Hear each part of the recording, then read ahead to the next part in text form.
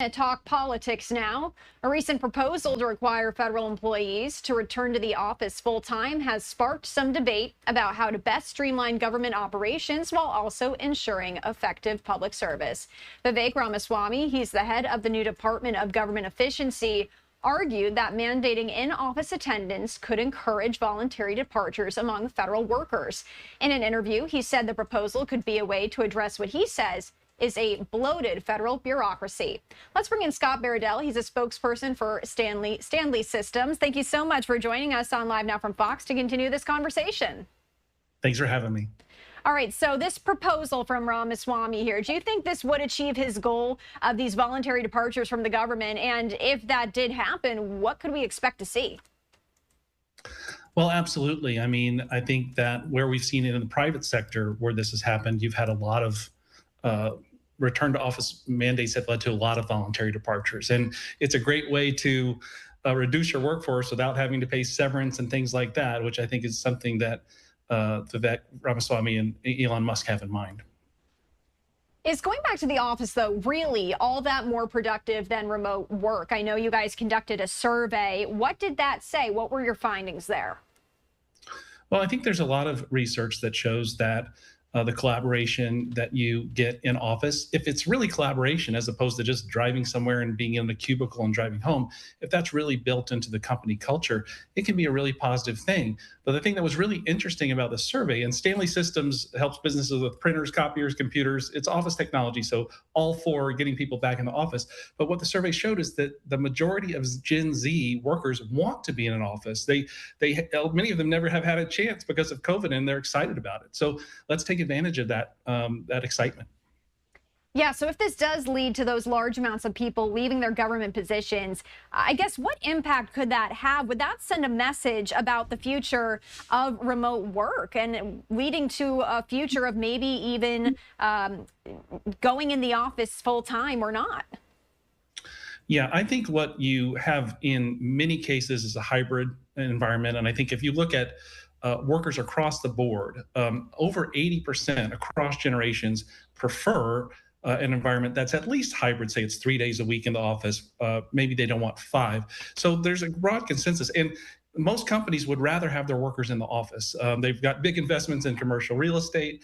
That's it's been a long history of believing in the value of bringing people together. So everybody's kind of on the same page. It's just a matter of how you want to go about doing it. Is it going to be presented as, here's the punishment, you have to come back in the office, versus here's all the reasons why it's going to be a great thing for you to come back to the office? Could we talk real quick, though? Are there any potential risks to Ramaswamy's proposal?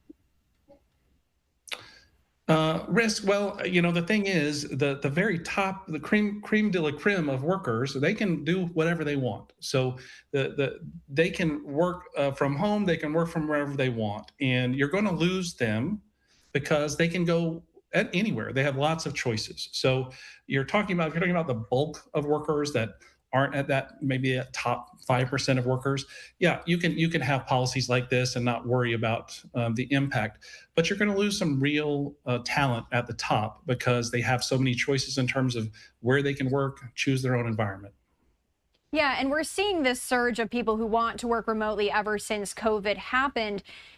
Is that in part because people got a taste of it during COVID and they're like, I like being able to be home? Is that why we're seeing such a surge here in remote work?